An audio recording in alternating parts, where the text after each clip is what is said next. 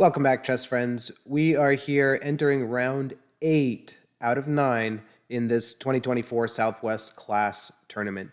Really sitting in a great spot for a player of my rating, 4.5 out of 7 here, and playing with the white pieces, a player which I knew was very strong, but other players that were in the same scoring group, Grandmasters, really strong ones, were a much tougher pairing. So just by way of being a lower rated player in the group of people with 4.5, I got a little bit lower player, but nonetheless still very, very strong international master here from Bulgaria, Emil Stefanov. Very nice gentleman, by the way. Spoke with him a little bit after the game. So here we go. Actually, this was the best game that I played, I would say, in quality. I was really happy with the result of the game, which we'll see, but the quality of the game was high and got down to a dry but interesting, really, middle game and end game. So let's take a look. Here we go. I had prepared some other things than what actually occurred. He surprised me a bit with this move, bishop to b4. I like this move as the black player, the so-called Ragozin Variation, and this is one you definitely see at the highest levels. So I always like to mention, though, that concept if players are looking for openings. If you say, the King's Indian just isn't working for me anymore, what do I do against d4? Check out the openings that the best players play. So you'll see many, many games in this, Magnus, Aronian, all these guys. So Queen a4 is one of the moves. This is not at all winning a piece, although it appears to be that old trap, but of course knight c6. And bishop to g5. I believe the main move here is just e3 and bishop d2, but I like the aggression. I believe this is the move you'll see from Shakhriyar Mamedov most of the time. Maybe bishop g5 first. There's some variations here. Okay, h6, and it's actually pretty good to take this knight. Kind of an opening rule of thumb. You don't like to give up the bishops. But in this game, here, actually, a pretty important concept. This pawn is clearly going to go here. And we're going to have pawns on the dark squares in that key area of the board. That makes this bishop the so-called bad bishop. It can still be a good piece, but it's the one that's going to get blocked a little bit. On the flip side, this knight hopping to e4 is very important. So for example, some move like g5 and knight e4. And you can feel that black is actually the one kind of in charge, making a threat, has a lot of space, and I just didn't like any of this. So we capture, queen capture, e3 of course, in a very kind of symmetrical dry position. These games can still get interesting, but I thought definitely so far so good. So here we go, e5, and I was happy to note that this exact position has been played before. Of course, I didn't realize during the game, but it all seemed very logical. Here, an interesting moment. We don't want to take this back, but knight d5. Let's just look at a move like e takes d4. I was really not comfortable in this position. The pawn is isolated. That's really the big difference that strong players will start to notice. Also, the king side kind of feels a bit abandoned. For example, bishop g4 type of moves. Right now, again, knight d5 is floating around, so black needs to be wary. But in the game, we just played knight d5 right away. That made the most sense. Queen is under attack, and the bishop. Really, the only move I saw is queen d6, guarding the bishop. And we went into this capture. I wasn't sure what he was going to take with here, but I assumed queen, and he did. And I saw, after the game, I was very happy to see that this exact position was reached by two very strong players, Duda versus Vidit. This exact position. A couple moves ago, around here, knight takes had been played, I believe, even by Anand. So we kind of was backed into this, but I was happy to see other strong players had done it on purpose. So here we go.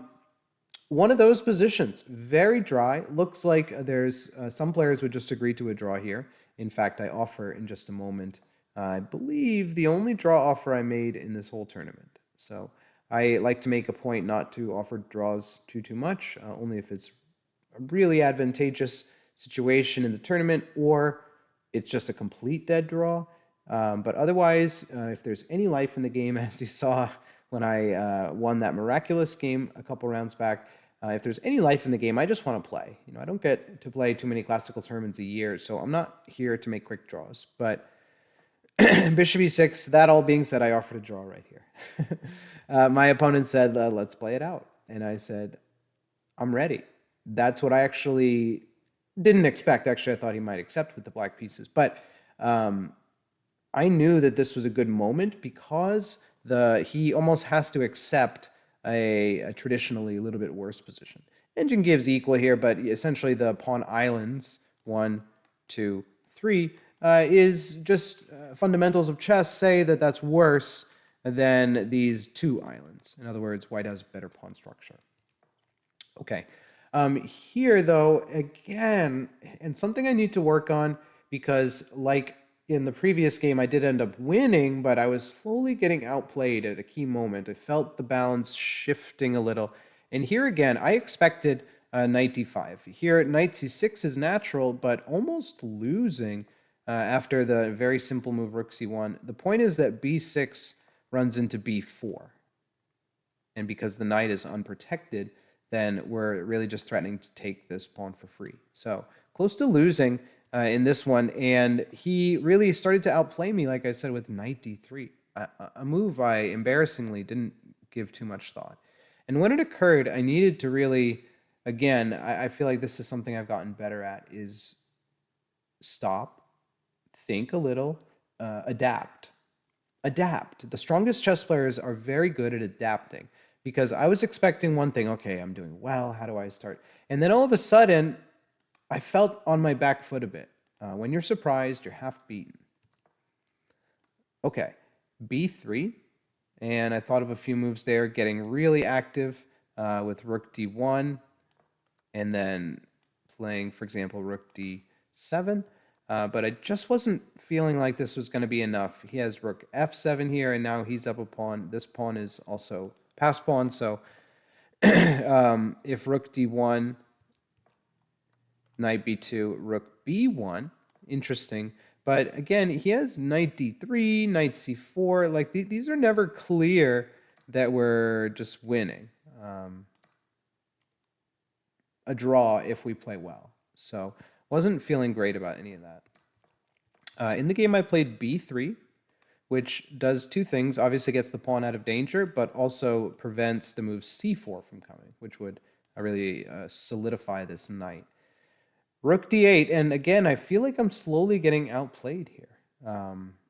You can feel this e-pawn coming, and I started to think, where are my pass pawns coming? Well, it should be probably 4 versus these 3, but it's a long ways away. Rook d5, an excellent move. This is the type of grandmaster move I feel like goes unnoticed by lower-rated players or completely overlooked. Because when he played this, I realized this is going to be a tough game. And I am a bit in the position, he's in the position of strength in an equal game the rest of the way.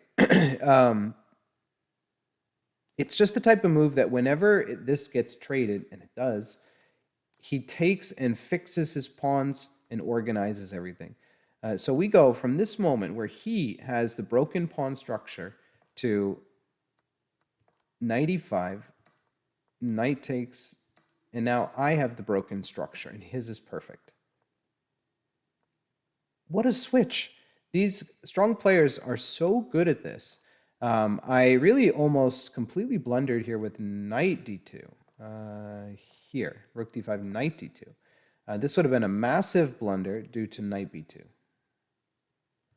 And this move looks nice where your knight can actually re-enter the game on a good square, but absolutely terrible. I also considered a move like knight d4. But again, just wasn't really sure of any of this. And against strong players, really taking those risks where you're not seeing the whole thing is just tough. So anyway, here's the game. It was knight e5, take, and here we are.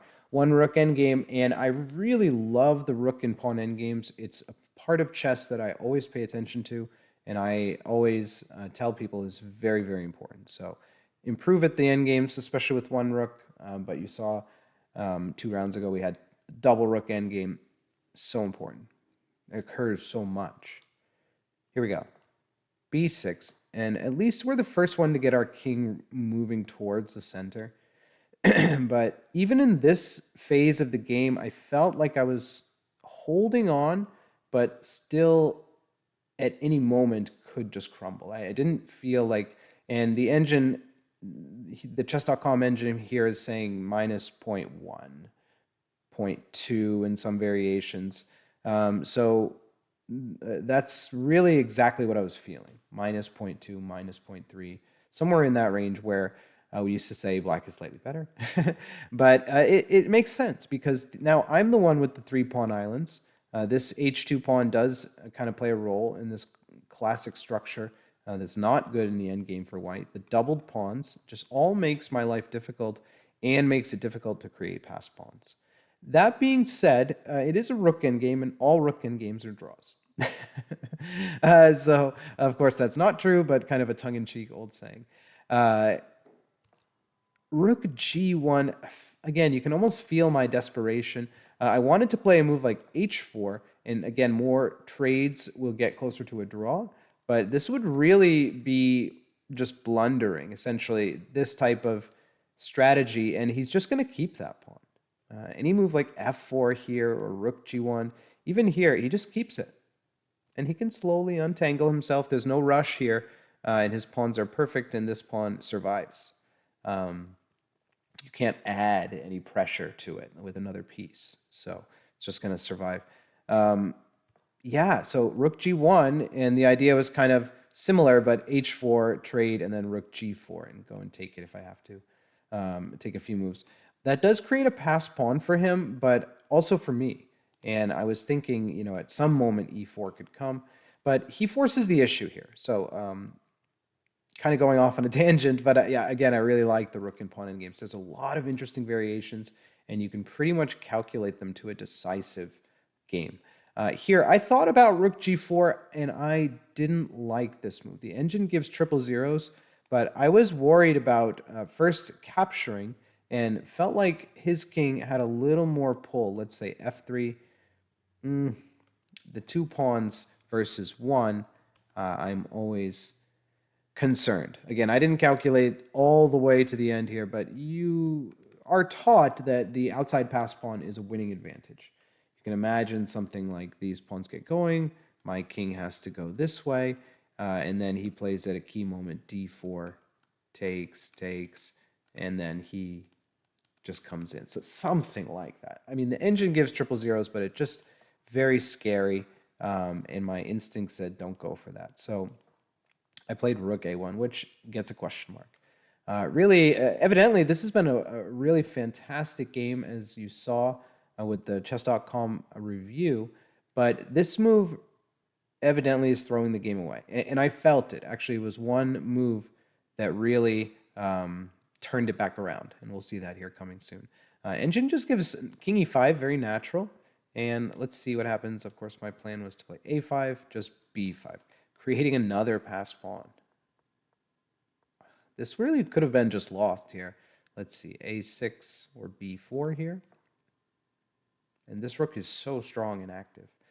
So could have really got away from me here. Looks like he was a little too greedy, and this almost cost him. Again, remember this weak pawn, when we captured there, this pawn was a weakness created. So interesting strategic moment. But that gives the queen side kind of left abandoned, and here, typical move a6. That ensures that he can't play here, and kind of separates the pawns forever. These 2 black pawns are separated forever now due to my last move, a6. So king e5, rook b1, and b4. So I must admit, I didn't see this trick coming until it occurred. But here, a key move, and I spotted it immediately, was f4. And you could tell my opponent was really put off by this. He kind of, you could feel that he also felt what I was feeling, that black is doing well here, more active king, more active rook, and pawn passed. And then he realized, oh, he's actually the one on his back foot. So f4 was an absolutely critical move. Here, the engine is giving rook h2, which then creates a pass pawn here. Remember, the endgame is all about pass pawns. I was planning, similar to the game, to play king e2. Just a prudent move. Otherwise, you get into these races where he's taking everything, you're taking everything. Something like rook b7, takes, and then here maybe he can... It looks like black is a bit better here. Interesting. So maybe just to draw. Here's the game. b4, f4. That counter punch, actually it is black that really needs to tiptoe now. Rook takes, and of course, our main idea is to take this pawn. Now look at this rook. Almost caged in by all the pawns. It's going to take a few moves to dig himself out. He plays rook h2, and here, I think a key moment. I played king e2.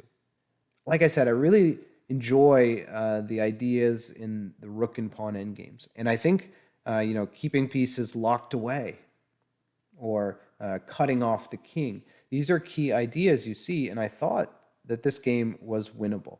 And really, that would have put me in a tremendous position in the tournament. But my opponent, to his credit, adapted. We talked about this earlier, that good players adapt. He realized that he had really thrown away the press that he had, and now he needed to play a little bit of trying to make the draw. And he did it. He played really well. So really credit to him, and again, kind of showing his strength. So just a well-played game, top to bottom. But here we go. Some interesting variations still. So I played rook b7, and here we're on move 39. But actually a fantastic move that did not occur to me during this moment was rook b6. Wow, that would have been just the absolute cherry on top. The point is that when they take, of course, a7 now, and the rook, like we've been saying, locked away, is unable to stop the pawn. Fantastic. The real idea, or really what would happen, would be to be getting behind the pawn, which is a typical rule. Rooks go behind passed pawns. h4, and then something like f5. A surprise passed pawn has showed up, and actually white is the one really pressing here. Really interesting. I didn't spot that move. Rook b6, that would have just been amazing. The 39th move. But now he is threatening g3. I played the very human move, rook b7, g3, and here rook takes. I thought about this move, king f3, but it's just so scary if he takes to go back, and that means you are winning this pawn. He could even just promote and give it away. There's also g2. Just felt very scary to make this move, although this actually is the engine's top choice, just taking this pawn. Wow, that would have been interesting. But I just captured on a7, and I still thought I had a good chance to win this game, although I realized the pawns are getting so low.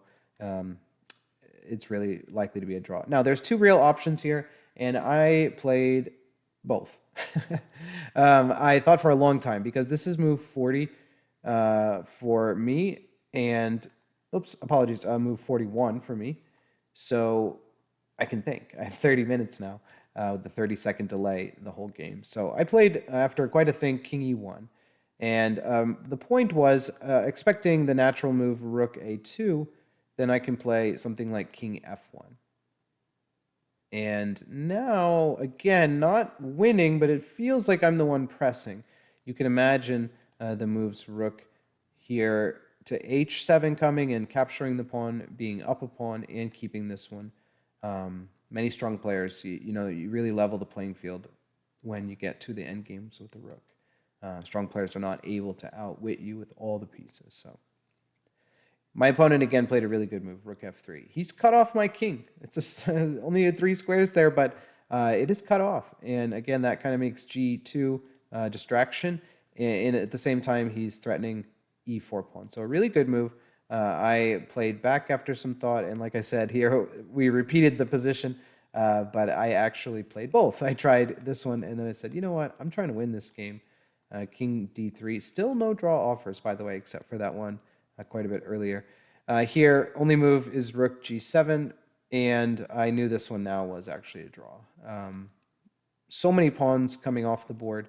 I would love the chance to press somehow. If somehow this were just white to move and I were taking this pawn, I would just love the opportunity to press against a strong player with hopefully winning position. But here, he played rook a3 and offered a draw, and I thought about it for a little while, but then I did agree to make a draw here. So again, if it goes king d4, he can just play check again.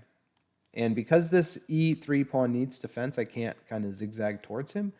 And of course, if I go to d2 or c2, then I get skewered and lose my rook and lose the game in horrible fashion. The only other possible move is rook e2, and some trade here, again, fair endgame, but I would hate to go into these games. They're so razor sharp. There's no turning back.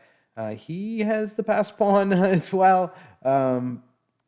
Probably, at some timely moment, he can just play d4, maybe.